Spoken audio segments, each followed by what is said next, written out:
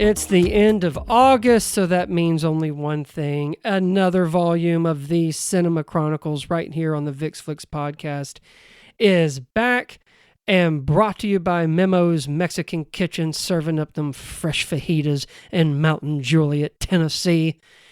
I don't know if everybody's ready for fall weather, but I sure as hell am. Football is starting.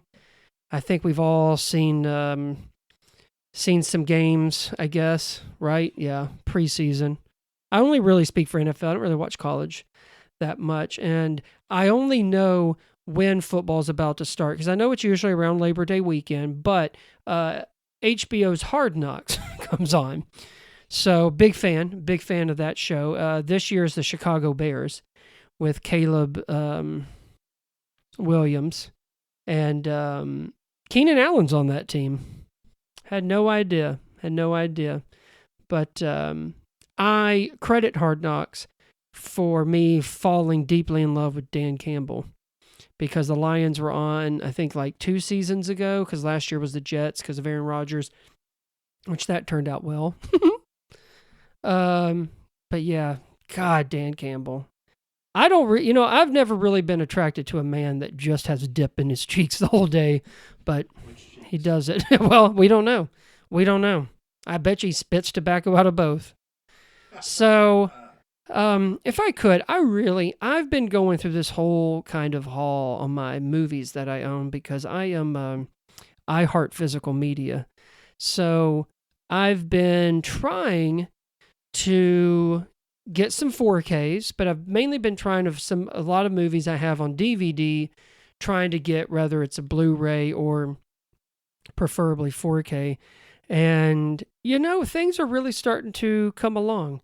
I've been able to find some real gems like the 10th anniversary of Zombieland on 4K, the 25th anniversary Forrest Gump on 4K, American Gangster on 4K, one of Ridley's, I think one of his best. But I had the Blu-ray, but I couldn't pass up the chance. One of my favorite movies is Drive, and it recently came out on 4K. My wife was so nice and got me a copy. And it's a steelbook. She got it for my birthday, and oh man, I posted on my Twitter page at Sir Brandon V, and boy, it's a beaut. I haven't watched it yet, but oh my God, it is a beaut. But also recently got Moon, one of Sam Rockwell's underrated films and one of his best performances. Got that on 4K. So it's a lot of work, and trying to find, some good deals. And I go up here to McKay's out here in Nashville, and you can always kind of find some good stuff there.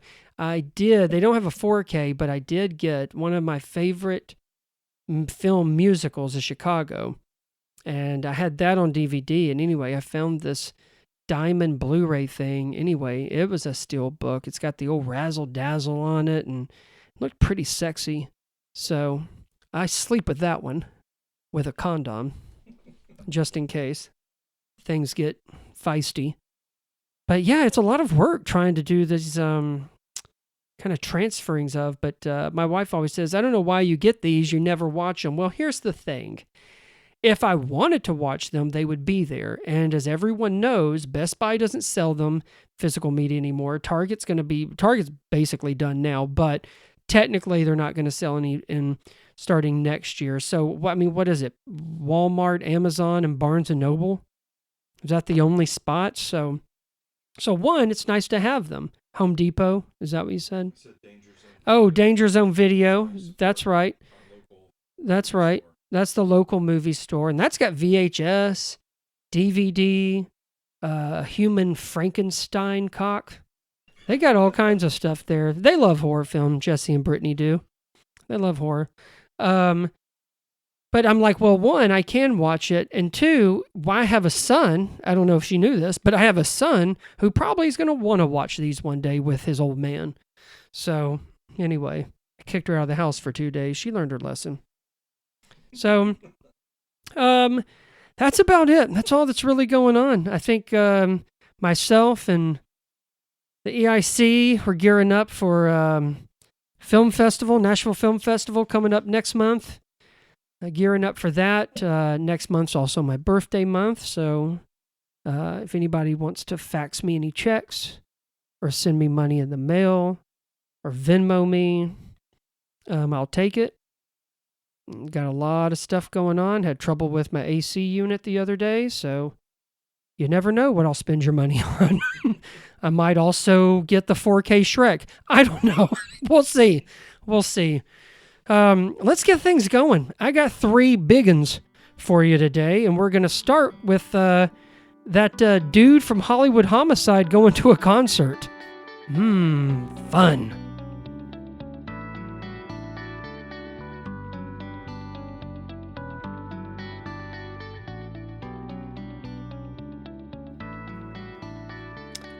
I'm talking about, as the film industry calls it, a M. Night Shyamalan experience. It's his new movie, Trap. Per IMDb, in his latest outing, everyone in a large city is in a frenzy. Why? That's because they're up and ready to watch a concert performed by famous pop star Lady Raven, which that is M. Night's one of M. Night's daughters in real life, and apparently she did write these songs. I'm going to go ahead and throw this out there now, where I think some people have accused of M. Night solely making this film to help his daughter's music career, which I wouldn't put it past him. But anyway, Lady Raven, 2 of her fans, a man named Cooper, played by Josh Hartnett, and his daughter Riley, attend the concert with high spirits, but things slowly begin to change their tune. Amongst the screams of adoration and sounds of applause, the concert itself has a hidden identity, a front to fish out an infamous serial killer known as the Butcher. When security cameras rigged, armies of policemen with weapons at the ready, and police vehicles surrounding the venue, will anyone survive their concert experience, or is there more to the Butcher than meets the eye? So, here's the thing about M. Night. If you're of a certain age, you may not understand why or how he became such a big deal. If your introduction to him was The Happening or The Last Airbender or After Earth, then you probably won't ever watch anything else from him again. And I don't blame you.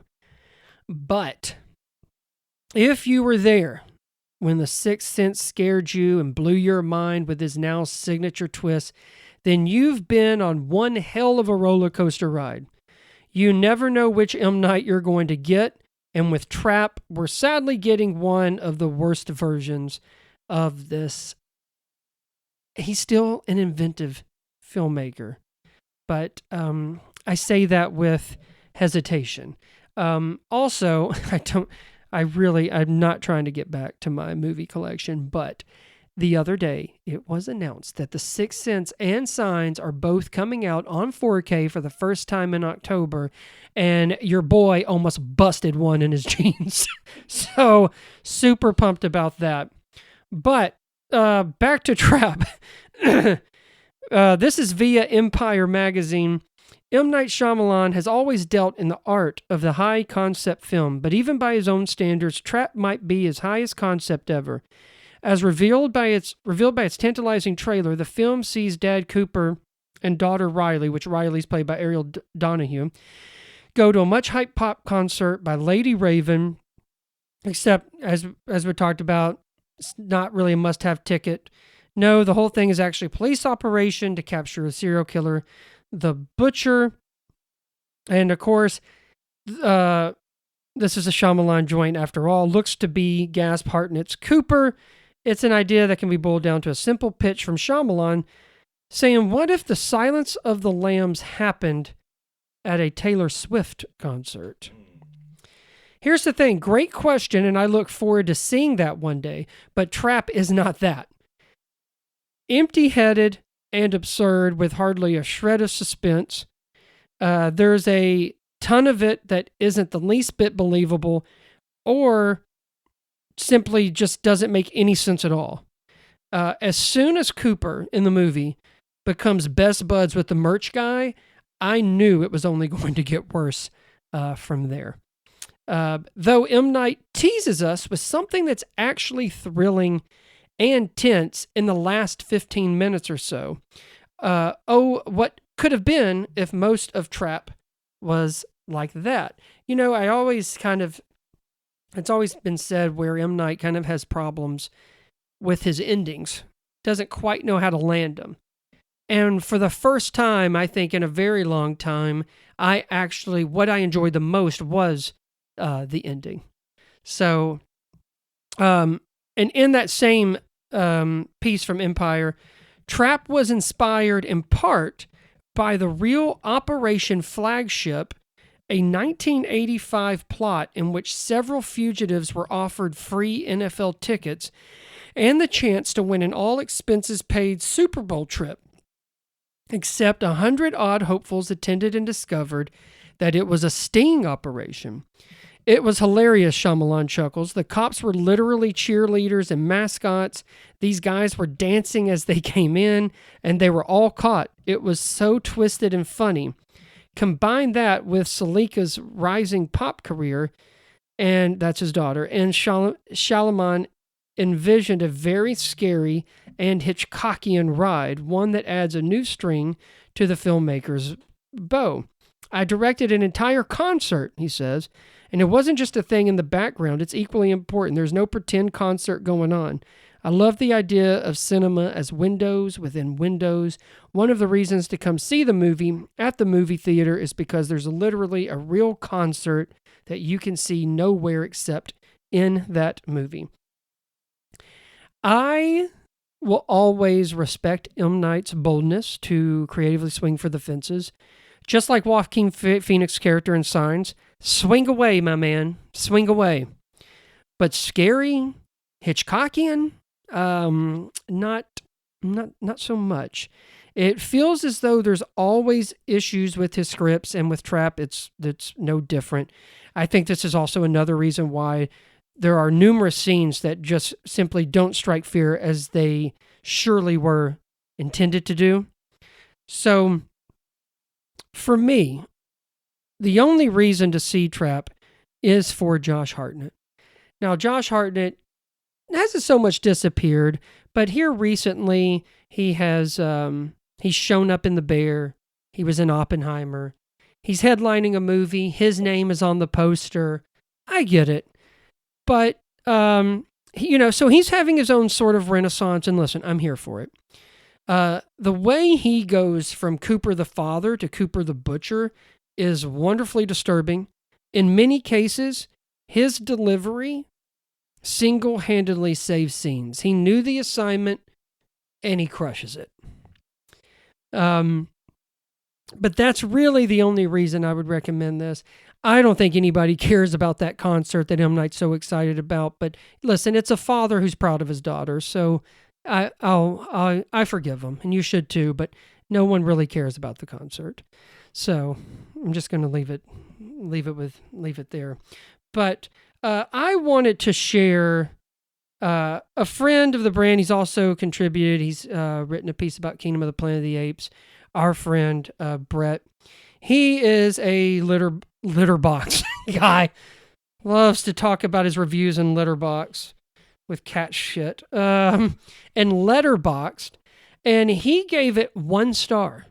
He says, I love M. Night, but it is getting difficult to continue to do so.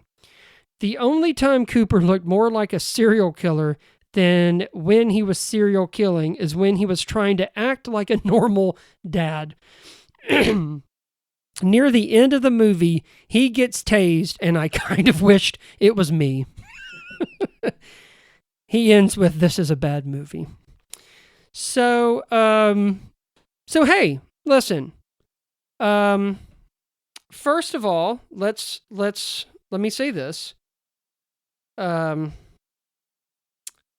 Congrats to Ishana Shyamalan, who is M. Night's other daughter. She wrote and directed The Watchers that starred Dakota Fanning. That is a part of my Cinema Chronicles from June. Congrats to her, as she, now mind you, not by much, but she has indeed made the better Shyamalan movie this year. A VixFlix rating for Trap is 2 out of 5. And coming up next, Channing Tatum and Zoe Kravitz made a movie and then got engaged. Urgh.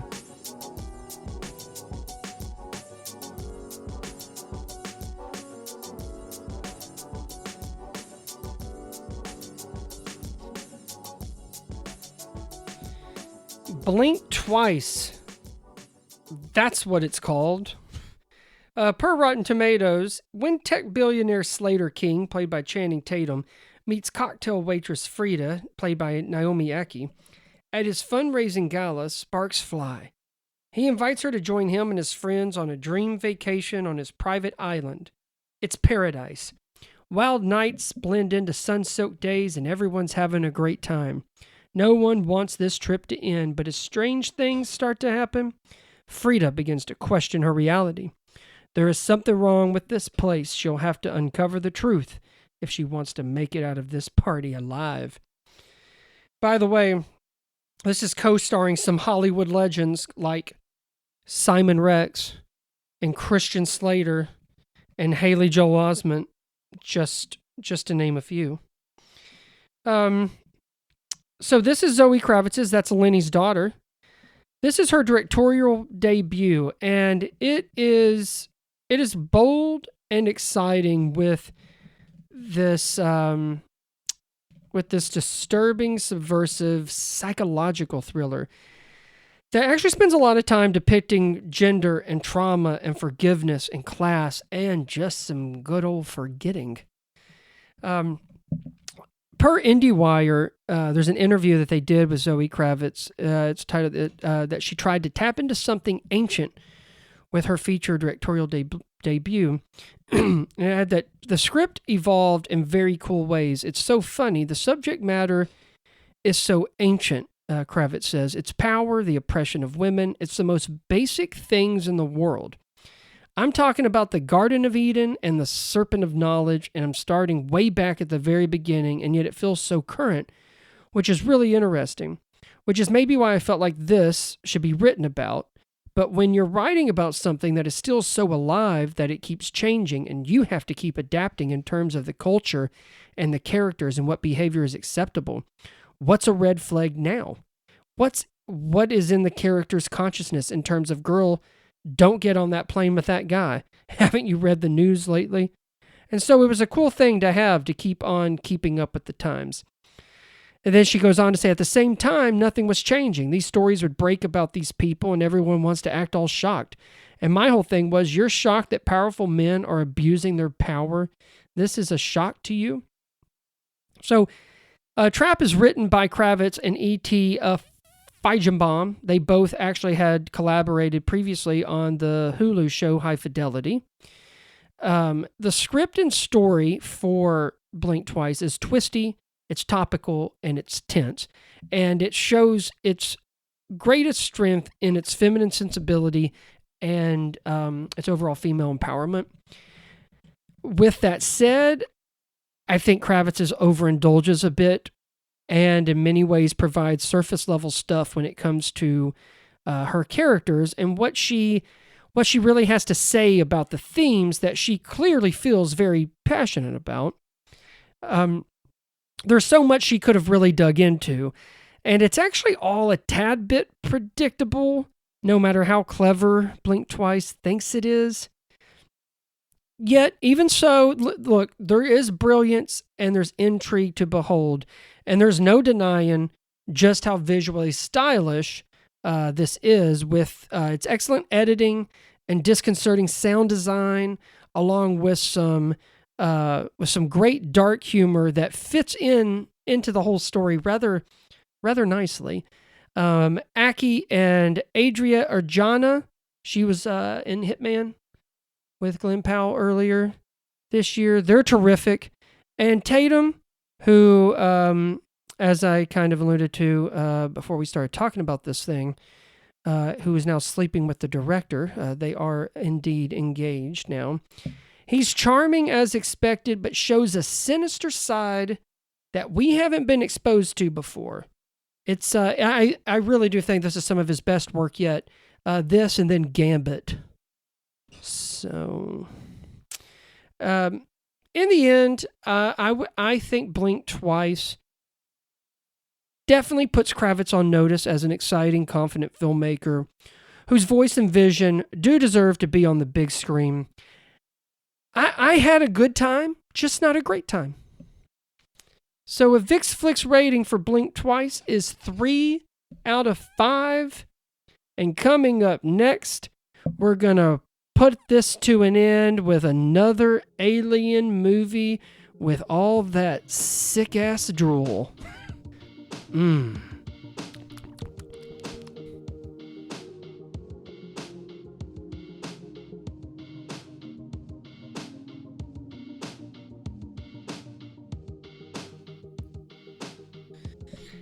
Alien is back. Alien Romulus. And I don't even know if you need a synopsis, but here's one from Rotten Tomatoes anyway. While scavenging the deep ends of a derelict space station,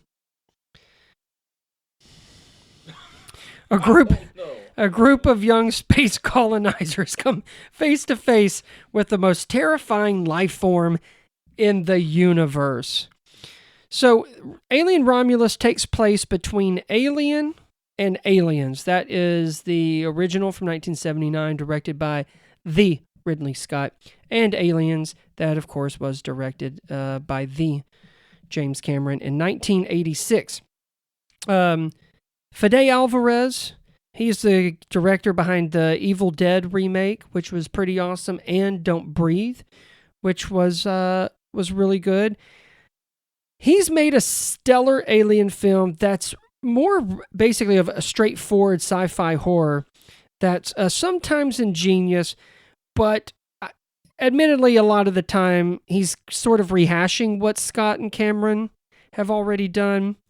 And actually Ridley Scott produced this one, and he actually sounded quite pleased with what he saw. Via The Hollywood Reporter, Ridley Scott was hugely relieved when first watching Alien Romulus, but gave notes that made Fede Alvarez punch the door. Says, after directing the first Alien film in 1979, and then, of course, returning for 2012's Prometheus and 2017's Alien Covenant, Ridley Scott has now passed the baton to Alvarez for Alien Romulus, while still giving a few notes. At the premiere in LA on Monday, Scott told The Hollywood Reporter that when Alvarez showed him the movie for the first time, I was hugely relieved that it was potentially a huge film, and I just said, you don't have to take a note, but I'll tell you what I think. The filmmaker explained that he wrote down notes instead of saying them out loud to Alvarez. Then he reads them privately, kicks the wall, punches the door, then comes back out and said, they were good notes. Scott also made a suggestion to cut down the film, noting directors tend to make it too long. It was long, so you don't want to lose your dynamic. The dynamics in this kind of movie are everything, and he has had so much going on, he didn't need so much. Of taking on the franchise, Alvarez said, Alien has always been the scariest movie ever for me, so to be able to go into that world and bring it to a new generation and bring it to life in a way it's never been brought to life before in such a realistic and almost documentary way, it really was the things that made all my nightmares. With the history, with what feels like the history of this franchise on Alvarez's back, his vision will, I think, undoubtedly satisfy fans, especially for those who have been wanting something that takes them back to the first two, and let's be honest, the best ones, Alien and Aliens. I just personally wish he didn't feel the need to constantly go back to what we have already experienced with the other Alien films. He's recreating those iconic moments that fans were initially blown away by. It isn't really necessary. Plus, as we all know, you can't ever get that first time feeling back, no matter how hard Alvarez tries. However, the cinematography, the production and sound design, the score, and the practical effects are each outstanding. To my own amazement, Romulus looks and feels so much like Alien and Aliens. It's visually spectacular. When Alvarez does implement his own ideas, they deliver for the most part. It gets iffy by the by, I'm sure, if anybody's been keeping up with the insane third act. Yet the opening is a game changer, and there's an anti-gravity sequence that's awesome. And Kaylee Spaney and David Johnson, that kind of lead the charge in Alien Romulus, they kick ass. I first noticed Johnson in last year's fantastic Rye Lane, and here is Andy. It's a physical and psychological role that he handles beautifully. An emotionally in tune robot that can switch into a calculated cold piece of machinery with a new objective. Though oddly enough, he's more human than most of the other characters we encounter. As far as Spaney, she's our fearless heroine, our Sigourney Weaver substitute, and boy is she more than willing to give these face huggers and xenomorphs hell. Between last year's Priscilla and this year's Civil War, came out in past April, and now with this one, she's undoubtedly on the rise, and I look forward to seeing what she's in next, which I believe might be the new Knives Out mystery, Wake Up, Dead Man. So that'll be fun to see. Bringing it back to the importance of Alvarez's use of such convincing practical effects, they not only helped to terrify the audience, but they actually did the same to the cast. This is, per comicbook.com, Alien Romulus director has surprising reason for prioritizing practical effects. It says the use of practical versus CG effects could come down to a debate over quality. For Alien Romulus director Alvarez, it's actually about something else, giving the cast something real to experience and react to while making the film. Speaking with Comic Book, Alvarez explained what the discussion about effects transcends, and that for him, it's about wanting something real. Alvarez says it really transcends the discussion of, which is an impossible discussion to get to, which is what looks better or what it's not about that best, because CG should be invisible, so you really shouldn't have to compare. It's really what's best for these guys and for myself. When you get into the adventure of making the movie, you've got to be things happening that they can react to, and I can shoot, and we can be in real places. I didn't get into film to shoot a green screen in empty places that then someone in animation world is going to build later. Before seeing this film, Alvarez seemed like the right filmmaker to tackle such a massive project.